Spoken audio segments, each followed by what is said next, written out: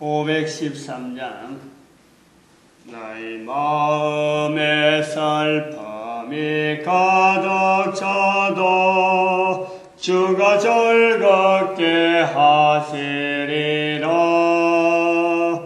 아침 해같이 빛나는 마음으로 너 십자가 지고 가라. 즐거운 마음으로 십자가 지고 가라. 내가 기쁘게 십자가 지고 가면 슬픈 점이 위로받네. 하나님 말씀 고린도전서 12장입니다. 고린도전서 12장 1절에서 끝절까지 말씀 교독합니다. 1절 말씀 제가 먼저 받들어 반복드립니다. 형제들아, 신령한 것에 대하여는 내가 너희 알지 못하기를 원치 아니하노니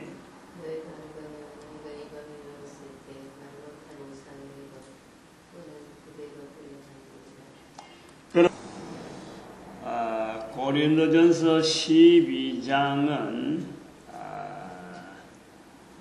어찌 보면은 그 고린도전서를 통해서 나타내는 고린도전서를 통해서 나타낼 수 있는 환경에 대한 성령님의 나타남에 대한 설명, 성령의 나타남. 오늘 여기 7절에 보니까 각 사람에게 성령의 나타남을 주시마. 이 성령님의 나타남에 대한 표현을 유대인인 바울이 유대인들은 이런 내용이라면 말할 필요가 없는 거예요. 유대인들에게라면은 새삼스럽게 하는 말이고 또 이런 말 들을 필요가 없는 거예요. 유대인들. 근데 유대인 생활에 찌어들어 있던 완전히 유대인 생활화되어 있던 사도 바울이 예수 그리스도를 전한다고 하는 이 환경에서 볼 때는 전달을 받는 이 어떤 피전도자들이죠. 이 대상들이 몰라도 너무 모른다는 거예요.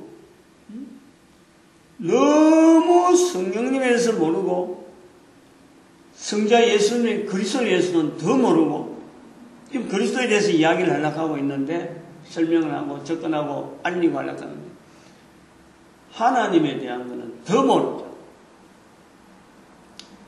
그러니까 이런 그 환경, 일반 유대인들은 이런 환경 앞에서 놔둬버리라. 그거는 알려야 될 필요도 없고 그게 특별히 전해야 될 메시지가 없다. 연결할 만한 유대인들과 이방인들 사이에서 유대인들이 이방인들에게 접근할 만한 고리가 없는 거예요. 필요가 없는 거예요. 그게 말을 안 하는 거지. 지금 이런 그 고린도전서 12장의 분위기를 가지고 있는 유대인들이 볼 때는 세상 사람들은, 이방인들은 이거는 몰라도 너무 모르기 때문에 쓸데없는 거예요. 쓸데. 그래서 지옥의 불쏘시개나 되라. 지옥에 불이 필요하니까 사람들이 지금 있는 것을 유대인들 볼 때는 지금 이방인들은 지옥 하나님에 대해서 모르기 때문에 지옥으로 갈 수밖에 없기 때문에 지옥에 불쏘시개 되라 하는 자세로 유대인들은 이방인을 바라보고 있는 거예요. 똑같이 살아도 코로 숨을 쉬고 뭔가 거래 있고 그래 서로 간에 같이 로마 제국안에서 서로 흩어져서 이래 살고 있지만은 유대인들이 볼 때는 그 차이, 그 거리, 내가 지금 이래 서로 살아있는 동안에는 아니야말로 서로 이런 관계가 있는 동안에는 니를 만나지만은 그 인간 취급을 안 한단 말이에요. 요 일 때문에 너희를 만나지만은 너희들하고 만나야 될 관계가 분리가 얼마 안 된다. 기껏해봐야 내가 몸으로 살아있을 동안이다. 나머지는 너희들은 전부 다 지옥의 불서식이고 우리는 영원히 보장된 새로운 삶이 있다. 이것이요 유대인들에게 꽉 차있기 때문에 사람들을 얼마나 얕잡은지 이방인 거란 말이야. 그래서 이방인들 있는 데는 먹는 데는 가지도 않는다는 거야. 응? 먹는 것 이거 하나 이방인들하고 먹어야 될 이유가 없죠. 먹는다는 것은 어떤 평안이고 안식인데 이런 평안하고 안식하는 것을 이 땅에 누리는 어떤 표로서 먹는 건데 이걸 이방인들에게 왜 나누느냐. 절대 안 가요. 이방인들하고 먹는데 이방인들 올 수도 없고 이방인들 먹는 데는 가지도 않아요. 하여튼 철저히 경멸하고 같은 인간이면서도 낮춰보고 그게 유대인 사회라. 왜 그런 배경이 있느냐. 바로 이 12장 고린도 12장에 나와 있는 사도 바울이 나타내려고 하는 성부, 성자, 성령님 이러한 설명은 유대인들에게는 너무나 보편적인데 전도하는 사도 바울로서는 이 내용을 말이 안 나올 수 없는 답답하니까 지금 표현하는 거예요. 답답하니까 몰라도 너무 모른다는 거지 한마디로.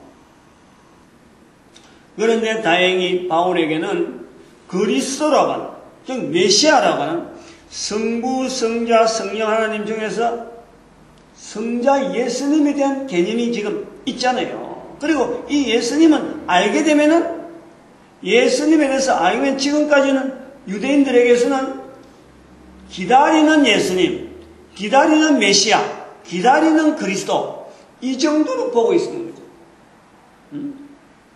예수님 갈 때는 그건 뭐 우리가 볼 때는 예수님이고 자기들은 구원자란 말이에요. 구원자. 기다리는 구원자, 기다리는 그리스도, 기다리는 메시아 이렇게 기다리고만 있은 거예요. 그런데 그 기다리던 메시아를 직접 만난 바울은 만나보니까 전해야 되는 이거는 내 혼자 만나갖고 있어야 되는 게 아닌 거예요.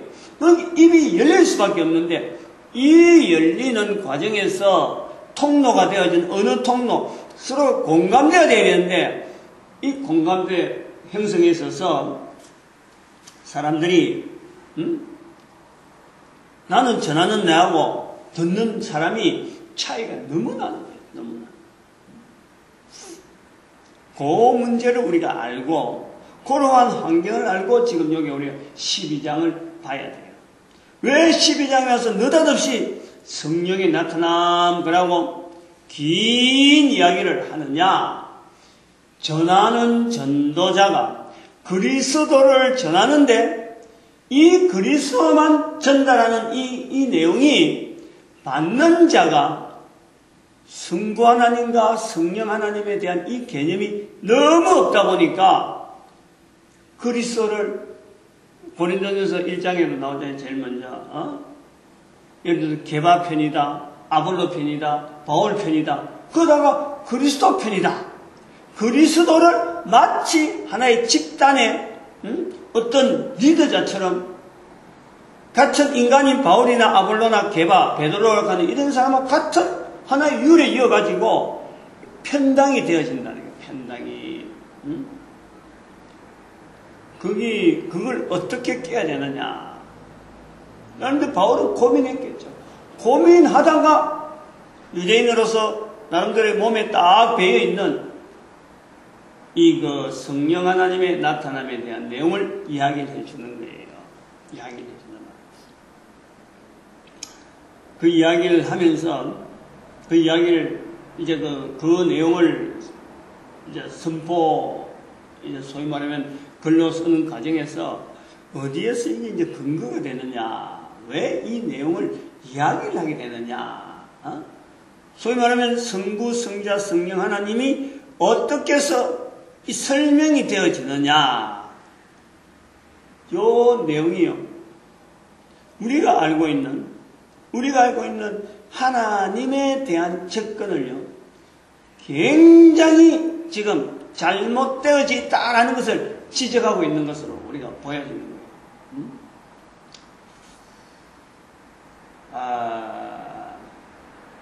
참 이거 한두 시간 갖고는 대도 안 하고 이게 또 말로 갖고도 어려운 거예요. 실제로 말로 갖고도 어려워요. 즉 이스라엘의 역사 2000년 아브라함부터 시작해서 이스라엘 민족을 계속 훈련시키신 그 하나님을 지금 고린도전서 12장이라고 하는 이 짧은 속에다가 바울이 이야기를 다 했다라는 것도 우리가 볼 수 없어요.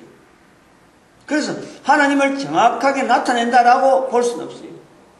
그러나 이 부족한 어떤 언어 통로, 전달하는 자와 전달받는 자의 어떤 그 관계에서 예수 그리스도를 주로 해가지고 인간이 전하는 이 언어가 짧고 약해도 이 짧고 약한 언어 통로 만남을 통해서 결국에는 전달되어지는 그 구조가 있단 말이에요. 그런데 2000년 이상이 되는 그 유대인의 역사를 그걸 몽땅 엉거려서 하나님에 대한 성부 하나님, 그리고 그 자리에서 또 성자 예수님의 자리를 특별히 구별해서 전하는 이 내용 자체가 사도 바울도 이게 너무 소위 말하면은 부적합한 거죠. 부적. 자기 자신도 부적합하고 시간도 없는 거고 환경도 이스라엘 백성들이 익혔던 그 내용하고는 있을 수가 없는 거예요.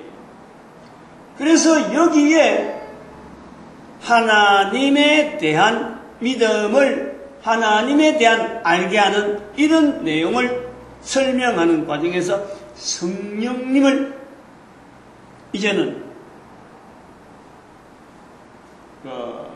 어떻게 보면 의지한다 그러고 성령님을 의탁하는 사도 바울의 자연적인 이 어떤 도구화 성령님을 통해서 결국에는 성부 하나님과 성자 예수님에 대한 가능성이 있겠다 하는 걸 사도 바울이 이제 보는 거란 말이에요. 보는 거. 그래서 성령의 나타남을 12장에서 전체적으로 이걸 부각시키는 거예요. 다르게 보면은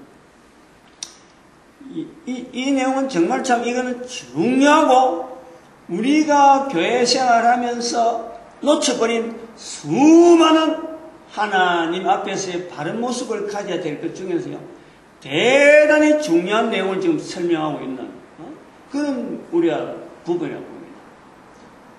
되게 그 신학교수나 뭐 신학 강의 뭐 이런 게 하더라도 성경을 펼쳐가지고 설명을 이래 쭉 하는 여러 사람들의 그 내용을 이래 쭉 정리해 보면은 여러 가지 내용들은요, 성경을 해석하고 하는 거는요, 그 대부분 다 해요.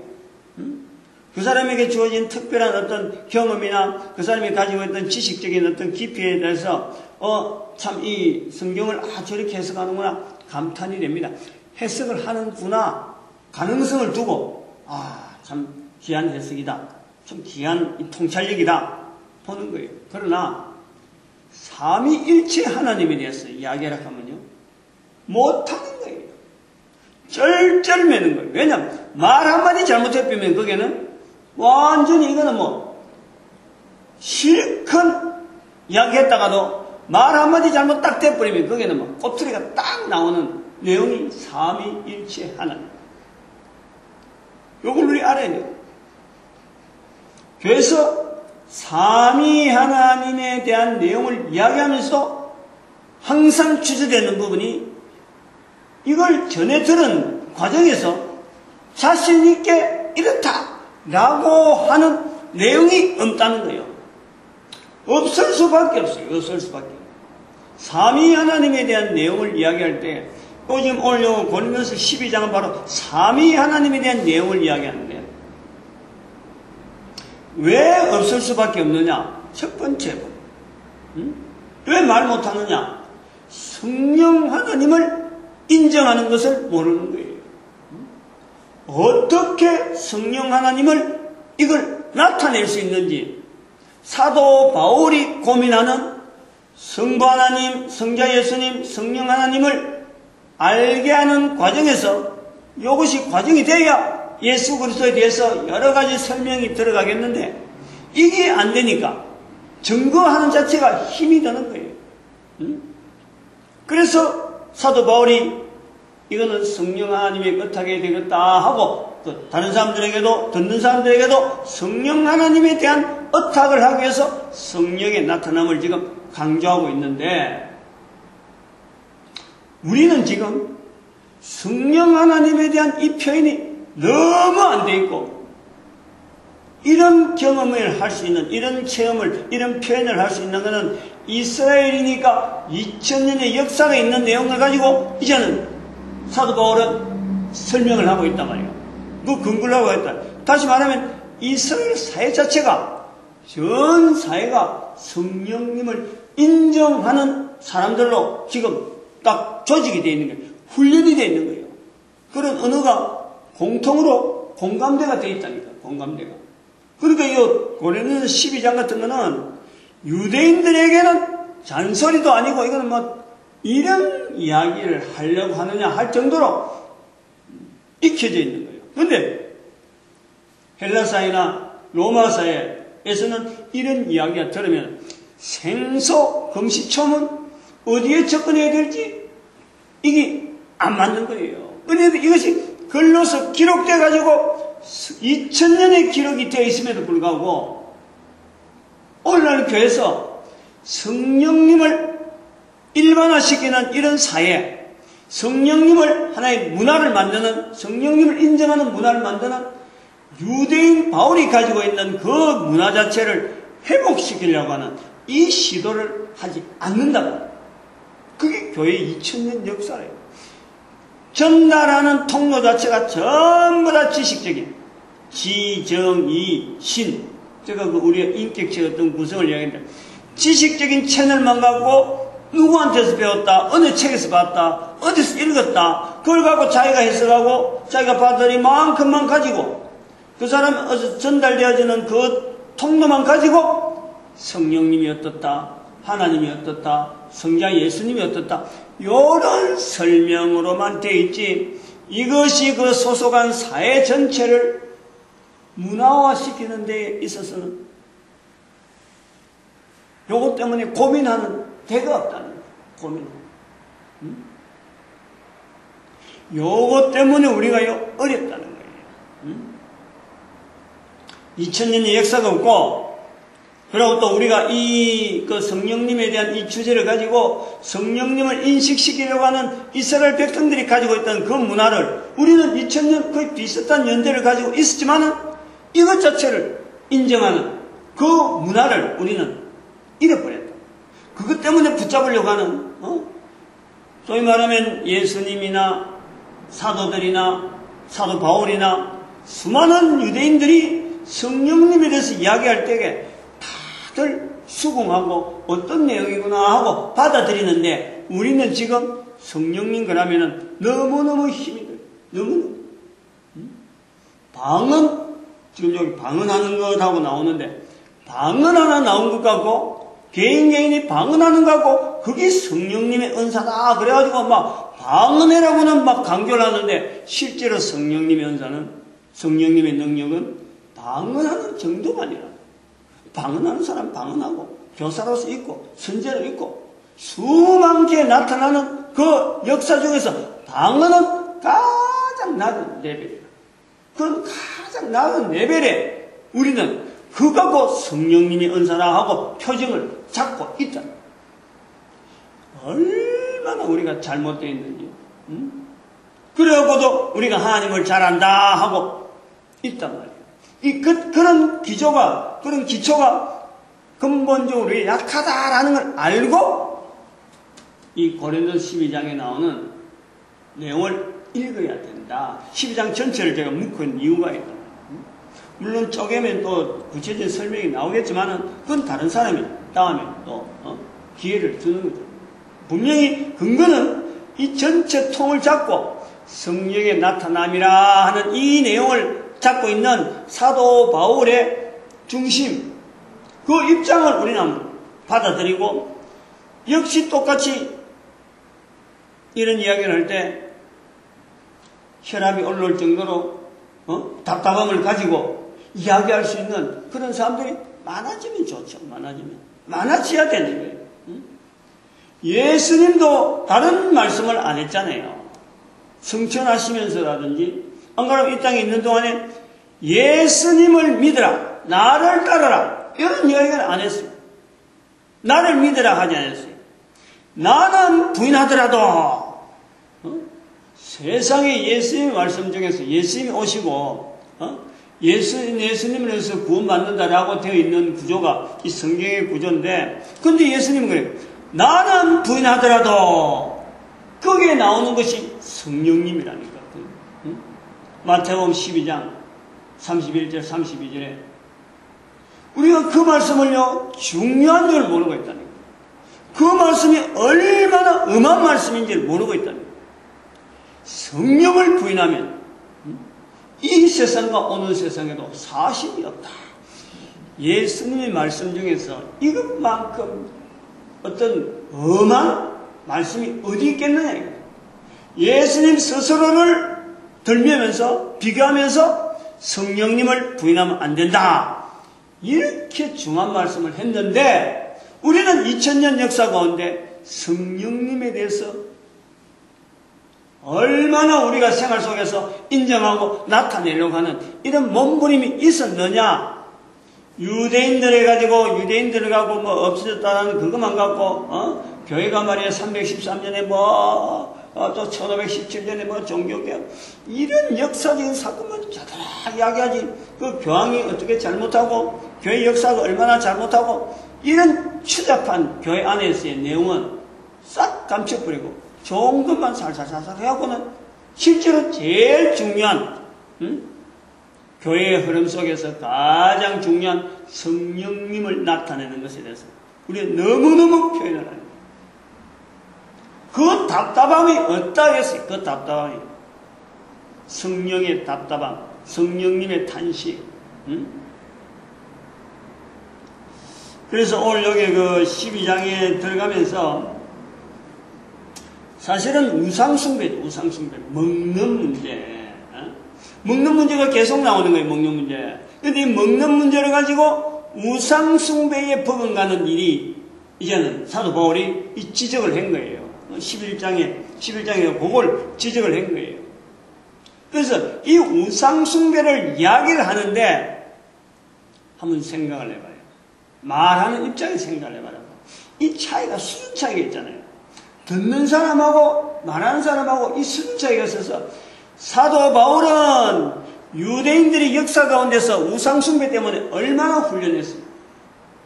수 없는 역사의 과정, 이스라엘의 역사 과정에서 마지막까지 어쩌면 훈련받은 부분이 이 우상숭배라, 우상숭배.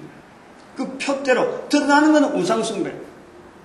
바벨론 포로가 갔다는 거죠. 출애굽의 역사를 통해서 바벨론 포로돼서 다시 바벨론 돌아오는 이 과정이 어쩌면 전체 이스라엘의 역사의 큰 기둥인데 두 가지 기둥이잖아요.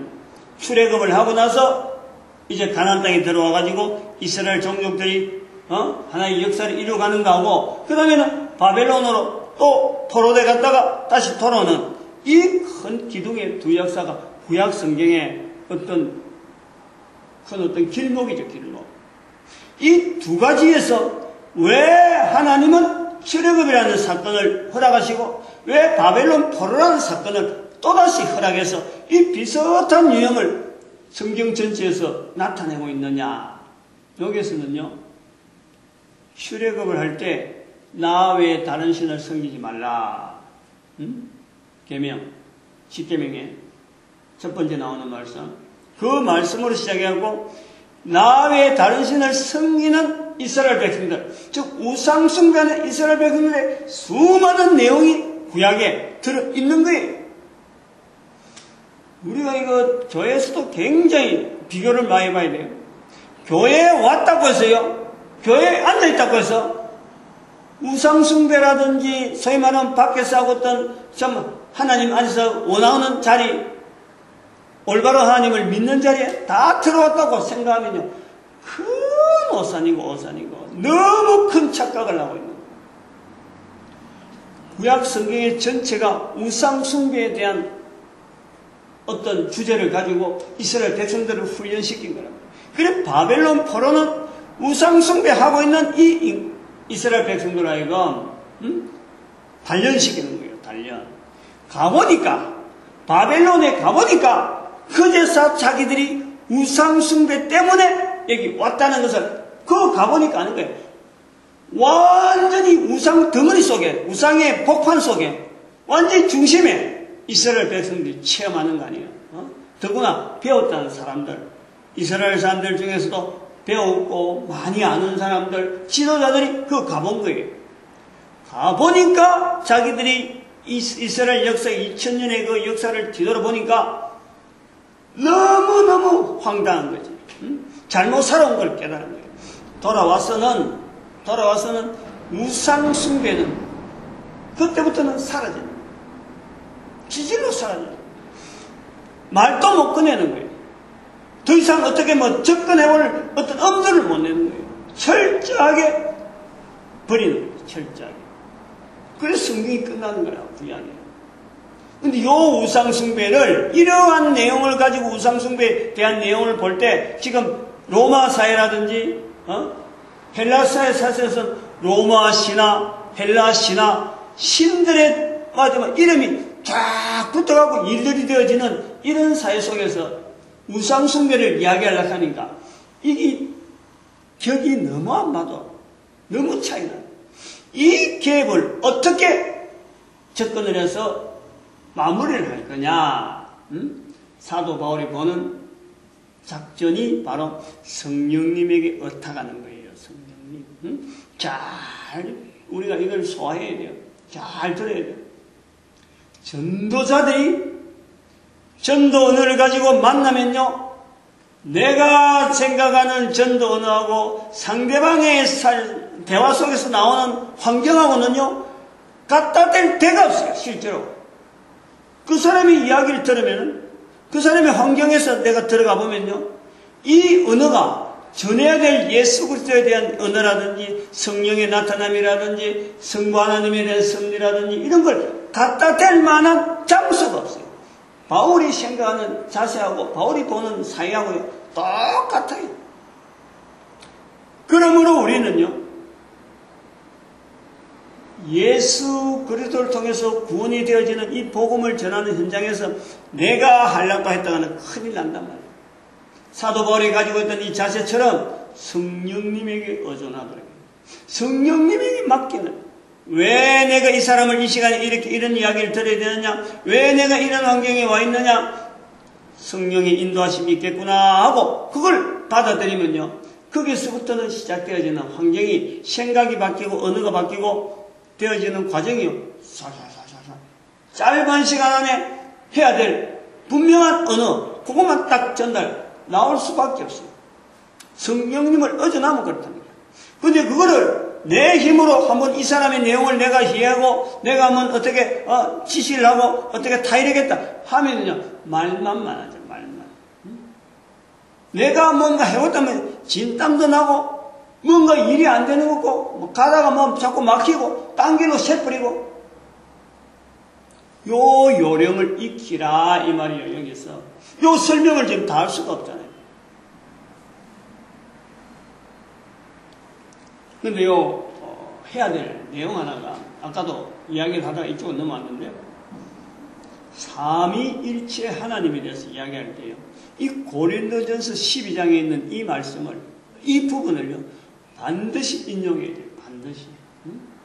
물론 많은 사람들이 이걸 인용합니다. 근데 인용해도 왜 안 되느냐, 왜 그것이 부족하냐, 왜 다른 사람들에게 자신감 있게 못 들어가느냐 하는 것은 아까도 말씀했지만 전도 현장이 없어요. 전도 현장. 지식적인 체계만 갖고 지정이신 지적인 부분만 갖고 이걸 갖고 성령 하나님에 대한 절명을 하려고 하니까 안 되는 거예요. 전도를 안 해보고 전도 현장이 없고 주어지는 책 가지고 자료 가지고 간사함이 전달해주는 그 어떤 현상 가지고 하려면요, 백발백중 그건 틀리는 거예요. 자신감이 없는 거예요. 그런 자신감 없는 데서 이야기를 듣다 보니까 실제로 전도하는 이 현장에서 교회 운영이나 여러 가지 섭리 가운데서요, 자신감이 없어. 성령님에 대한 자신감이 없다는 거예요. 자신있게 표현을 못해요. 이 고린도서 12장에 나오는 삼위 하나님에 대한 그 접근을 사도 바울이 하고 있는 이 내용을 구절을 보면요, 한 3단계로 나눠요. 3단계로. 3단계로 나눠져 있는데,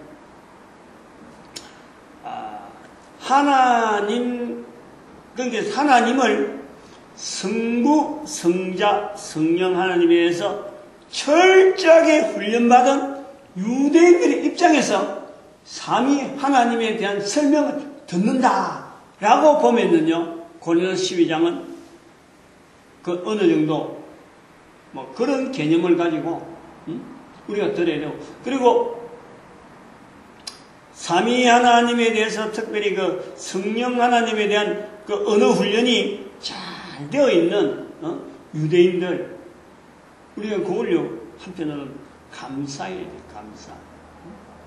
이스라엘을 통해서 성경이 우리 온 인류에게 전달되어진 것에 우리가 감사해야 돼. 적어도 이런 표현을 통해서 성부, 성자, 성령 하나님에 대한 구분을 할 수 있는 민족이 있었다. 감사해야 돼. 감사. 유대인들에 대해서 우리가 너무 말이야 홀대하고 있는데, 역사 가운데서 이런 부분 때문에 서로 간에 갭이 있는 거예요. 유대인들은 이방인들을 멸시하고, 이방인들은 또한 유대인들을 멸시한다고 멸시해버리고, 같이 차이를 두고 같이 살면서도 항상 기름과 물처럼 섞이지 않는 이 유대인들의 사이에 대해서 이방인들이 오늘날 우리와 마찬가지예요. 같이 고만, 니 싫어하냐? 나도 니 싫어하면 되지 뭐 하고 멀리해버려요.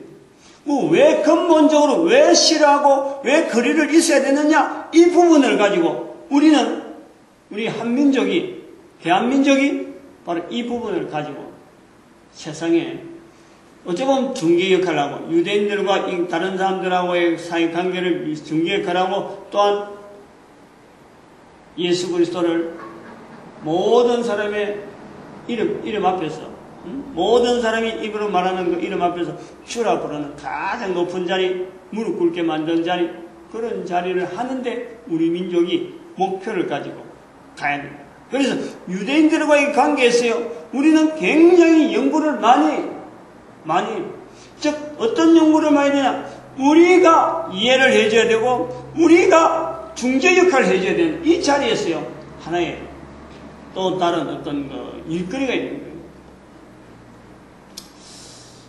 하나님에 대해 성부 하나님, 성자 예수님, 성령 하나님 할 때, 우선 이 성령 하나님에 대한 이 사도 바울의 참 이 표현이 이 12장에 있어가지고, 아까 제가 세 가지를 했는데, 아주 참 훈련이 되었으니까 그랬는데, 우리가 내용을 알고 보면은 너무너무 간단하고 너무너무 쉽게, 너무너무 어쩌보면은 접근이 가능한 쪽으로 이게 언어 훈련이 되어 있다는 거예요. 언어 훈련이.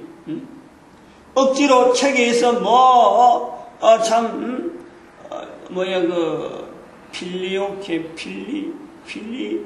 필리오케인가 그 단어가 있어요. 라틴어. 그거 하나 때문에 이단되고, 단어 그 뒤에 어떤 의미 부분에 하나 들어가는 것 때문에 이게 위단이 되고, 정제되고 이러는 거예요. 이 삼일체학을 가지고. 그런데 고린도서 12장에서 삼위 하나님 나타내는 제가 세 부분을 이야기한다고 그랬잖아요. 첫 번째는 보니까 찌김에 대한 것. 이 3절에는 하나님 영으로 말하는 자 이래갖고 별도로 이제 표현되어 있고, 4절, 5절, 6절 각각이 성령 하나님부터 시작합니다. 성령. 은사는 여러 가지나 성령은 같고, 성령님을 접근하는데 은사에 대한 거. 즉, 이거는 드러나는 거예요. 드러나는 거. 나중에 이제 성령의 나타남하고 나오는데, 바로 여기에 나타나는, 우리 몸에서 행동을 통해서 뭔가 나타나는 이것을 성령님의 역사라고 보는 거예요. 나타나는 거. 드러나는 거. 그 다음에 직임은 여러 가지나 주는 같다. 직임이라는 것은 이제는 어떤 분야 있음으로 해서 다른 사람이 그 직임에서 다른 직임을 얻는 거예요. 나타나면 어떤 형용되어진다 그럴까? 형용. 근데 직임은 실제적인 게 실제적인 거. 직임은 실제적인, 물체적이고 실제적인 거예요. 나타나면 형용적이고 어떤 설명을 떼서 보강을 해서 이야기를 해야 되는 거라면은 직임은 하나의 실제적인 이야기. 위치가 있으면은 다른 위치에, 그 위치에서 다른 사람이 대응 못 하는 거예요. 또 다른 자리에서 자리를 차지해야 되는 거예요. 이렇게 하나의 공간이 주어지는 거예요. 직임은. 여기에 하나님은, 그러니까 성령 하나님은 은사, 성자 예수님은 직임, 성부 하나님은 뭐냐. 이런 위치, 공간을 차지하고 있는 이런 전체의 어떤 내용, 공간이, 작은 공간이 있음으로 해서 전체가 어우러지는, 전체를 두고 설명하는, 설명. 그래서 6절에 보니까 역사다, 역사. 나타남, 직임, 여러 가지 되어지는 것을 역사다 표현하고, 역사는 여러 가지나 모든 것을 모든 사람 가운데 역사하시는 하나님은 같으니, 성령 하나님, 성자 예수님, 성부 하나님에 대한 설명을 은사, 직임, 역사 이렇게 해서 간단하게 설명하는 거예요. 이거를요 우리가 볼 때는 말로써 이렇게 전달하는 내용을 갖고 접근하려고 하면요 백발백중 틀리다는 거예요. 언어라는 것은 어떤 집약된 전달, 어떤 약속이라. 히브리 민족에게 전달되어지는 그 내용은요, 이런 언어 안 써도 되는 거예요. 히브리인들, 유대인들에게. 그러나 헬라인들이나 로마사에서는 어떤 틀의 언어 틀을 가지고 기존의 헬라에 가지고 있는 언어를 가지고 히브리인들이 생각하고 있던 하나님과 성령 하나님, 성자 예수님, 성부 하나님에 대한 설명을 하려고 하니까 단어를 매체를 한단 말이에요. 단어를. 여기에서 우리가 오착이 많단 말이죠. 우리는 성경에 기록된 단어만 가지고 성령 하나님에 대한 설명을 하려고 하는 그런 구조로 우리는 훈련되어 있어요. 왜냐하면 그렇게 지식 전달이 그런 식으로 받았기 때문에 만날 책 보고 만날 전해주는 말만 가지고 됐기 때문에 언어를 통해서 우리는 하나님에 대해서 알려고 한다. 이런 차별을 하는 사도 바울의 입장, 그 당시의 사회의 환경, 이런 건 전혀 고려를 안 해요. 여기에 우리가 일단 조심을 하면서 은사라든지 직임이라든지 역사라든지 이런 구별하는 단어를 쓴 것에 대한 접근을 우선 해야 된다. 그래서 이 단어를 썼다. 이것이 첫 번째 보는 내용이란 말이에요. 첫 번째. 그 다음에는 두 번째는 어떤 내용을 갖고 접근하냐면 성령의 나타남이라 하는 이 내용을 이제는 설명을 합니다. 성령의 나타남을 주시면 유익하게 하렵니다. 그리고 7절부터 시작해서 8절, 9절, 10절, 그래갖고 11절까지 계속해서 나가는 거예요. 이거는 성령님으로 말하면 은사가 여러 가지인데 이게 구체적으로 은사가 내용이 설명하자면 이런 내용들이 다 성령님으로 말미암아 주는 것이다 하고 구분할 수 있을 정도로 설명하는 거예요. 그리고 이런 몸에서 일어나는 그 결국 성령이 나타나면 개인의 한 사람 한 사람마다 다 나타났단 말이에요. 다 가능성이 있다. 그러나 똑같은 내용을 똑같이 모든 사람이 이 사람도 똑같은 성령의 역사, 이 사람도 똑같은 사람, 이렇게 되어지지 않는다는 거예요. 성령님의 역사는 그렇게 할 만큼 성령님의 역사가 단순하지 않다. 나타남이니까. 이게 어떤 분량적으로 그 스케일 자체가 워낙 크기 때문에 사람들이 아무리 많아도 그 사람에게 나타나는 그 성령의 나타남은 각각 다 다를 수가 있다. 요 내용이 들어있단 말이에요. 요 내용이. 성령의 나타남이라는 성령님의 어떤 표현은 그런데 이제 근데 몸이라고 하는 것을 들어가잖아요. 12절에 가보면 몸은 하나인데 많은 지체가 있고 몸의 지체가 많으나 한 몸인과 같이 그리스도도 그러하니라.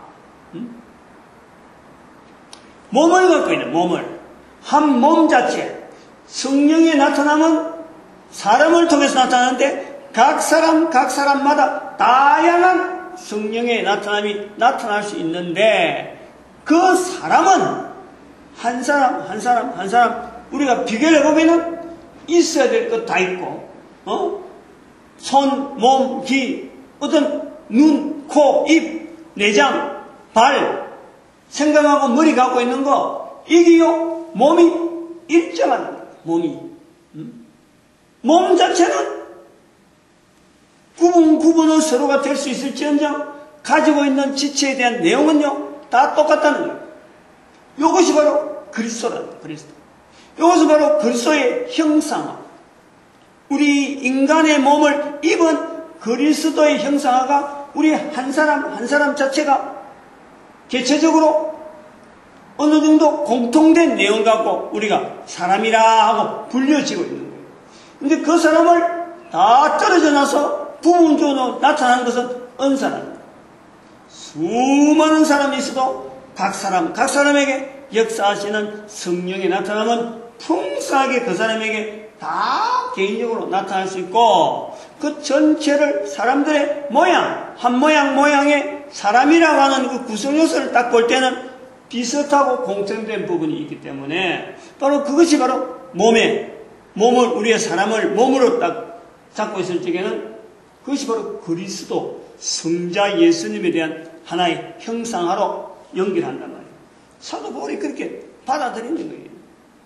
그 다음에 성부 하나님은 13절에 보니까 이 성부 하나님 이런 몸을 가지고 있는데 이것이 공간적으로 유대인으로서 공간적으로 헬라인으로서 그룹을 짓는 거예요. 그룹을 어떤 사람은 헬라인이고 어떤 사람은 종이고 어떤 사람은 자유자고 어떤 사람은 유대인이고 이런 그룹을 지어진 이 그룹에 대해 형성하고 운영하고 그룹에 대한 섭리 전반적으로 이끌어가는 하나님의 섭리 바로 이 일을 하시는 분이 성부 하나님이다.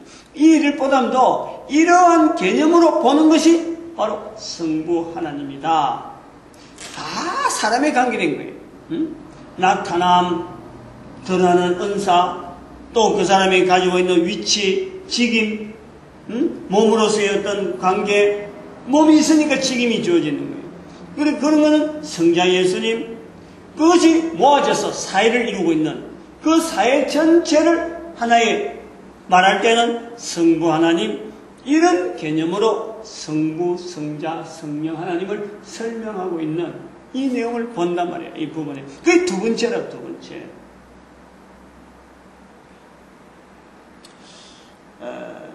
그리고 이런 내용을 가지고, 이제는 요 전체를 가지고 있는 이 구조를 가지고, 너무 시간이 많습니다.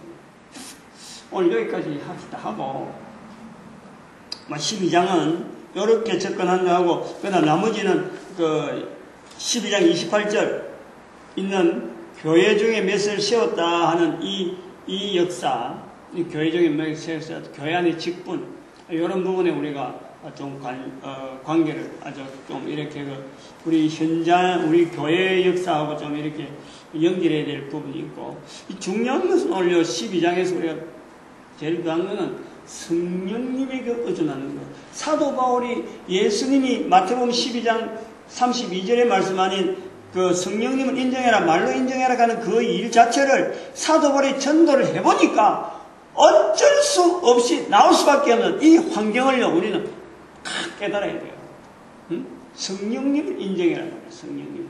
그래서 주어지는 사건, 이런 사역들에 대해서 말이야, 어떻게 하든지 성령님을 자꾸 의존하면서 또 다른 사람들도 성령님이 의존할 수 있도록 자기가 통로되어서 은혜를 잡고 남길 수 있는 이런 걸 아마 우리가 오늘 아침에 깨달으면 되겠다 봅니다.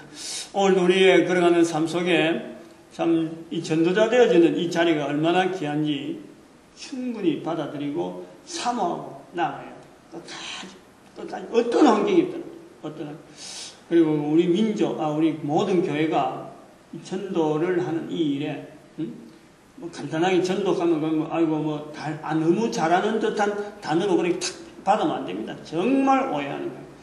그래서 이 전도하는 교회가 되어지고 전도하는 단체가 되어지고 모든 단체를 다 수용할 수 있을 정도 되고, 그리고 우리 민족을 전도 사역자로서 축복하는 시간 주여 감사합니다. 주여!